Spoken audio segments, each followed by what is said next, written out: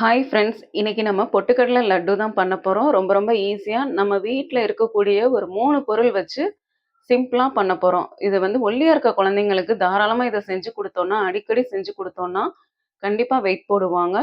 குழந்தைகள்லேருந்து பெரியவங்க வரைக்கும் அடிக்கடி இதை செஞ்சு சாப்பிட்லாம். இது ஒரு வாரம் ஆனாலும் கெடாது. எப்படி பண்ணுறதுன்னு பார்க்கலாம். இந்த வீடியோ பார்க்குறதுக்கு முன்னால் நம்ம சேனலை சப்ஸ்கிரைப் பண்ணலைன்னா சப்ஸ்கிரைப் பண்ணி வச்சுக்கோங்க. அப்போ தான் நான் போடுற வீடியோஸ் எல்லாமே நோட்டிஃபிகேஷனில் வந்து சேரும். பேன் நல்லா சூடானதும் ஒரு 100 கிராம் பொரிகடலை சேர்த்துக்கோங்க. ஒரு 2 செகண்டுக்கு நல்லா இந்த மாதிரி வறுத்தெடுத்துக்கோங்க. அடுப்பை ஃபுல் சிம்ல வச்சுட்டு, இது ஏற்கனவே வறுத்த கடலைன்றதுனால லேசா வறுத்தா போதும். கொஞ்சம் ட்ரை ஆகுறதுக்காக தான் நம்ம இந்த மாதிரி வறுத்தெடுக்கிறோம். பாருங்க, இப்ப லேசா வறுத்தெடுத்தாச்சு. இப்ப ஆற வச்சிடலாம் ஒரு பிளேட்ல சேர்த்துட்டு. ஒரு 25 கிராம் ரவை எடுத்துக்கோங்க. ரவையை சேர்த்துட்டு நல்லா ரவை வந்து செவக்க வர அளவுக்கு வறுத்தெடுத்துக்கோங்க. ஒரு 2 நிமிஷம் வரைக்கும் வறுத்தெடுத்துக்கோங்க. ரவை நல்லா வறுபட்டுருச்சு. அதே பிளேட்லயே எடுத்துட்டு ஆற வச்சிடலாம்.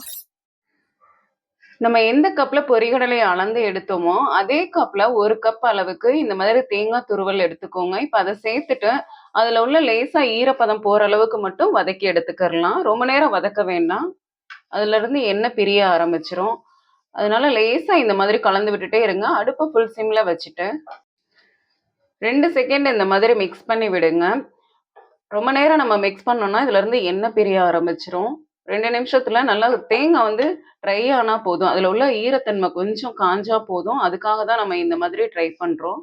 இந்த மாதிரி 3 பொருள் சேர்த்து நம்ம வந்து லட்டு பண்ணி கொடுக்கறதுனால ஒல்லியான குழந்தைங்க கூட நல்லா வெயிட் போடுவாங்க. இப்போ பேன் சூடா தான் இருக்கு. அடுப்பை ஆஃப் பண்ணிடலாம். ஒரு 10 ஸ்பூன் அளவுக்கு நாட்டு சர்க்கரையை சேர்த்துட்டு 1 செகண்ட் மட்டும் நல்லா கலந்து மட்டும் விட்டுருங்க. இது வந்து ட்ரை ஆகுறதுக்காக தான், லட்டு வந்து கெடாம இருக்கும். இந்த மாதிரி நம்ம பண்ணிட்டு லட்டோட அந்த பொரிகடலையோட சேர்த்துட்டு அரைக்கிறதுனால லட்டு கெடாம இருக்கும். அதுக்காக தான்.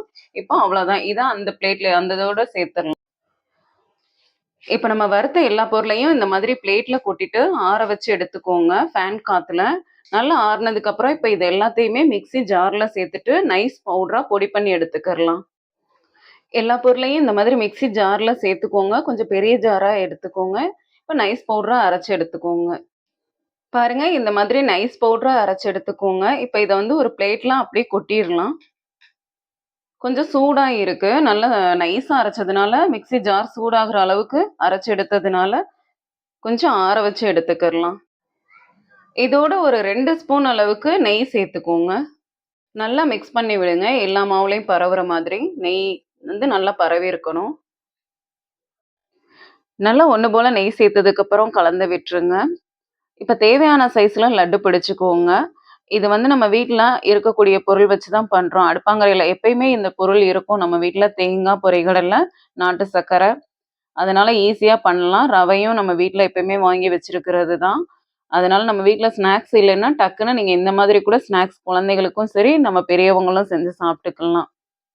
நான் வந்து வீட்டில் 1.5 வயசு குழந்தைங்க இருக்கிறதுனால சின்ன லட்டுவாக பிடிச்சிக்கிறேன். உங்களுக்கு தேவைப்பட்டால் கொஞ்சம் மாவு நிறைய சேர்த்துட்டு பெரிய லட்டுவாக பிடிச்சிக்கோங்க. ஃப்ரெண்ட்ஸ், லட்டு ரெடி ஆயிடுச்சு. பிடிச்சா லைக் பண்ணுங்க, ஷேர் பண்ணுங்க, சப்ஸ்கிரைப் பண்ணுங்க.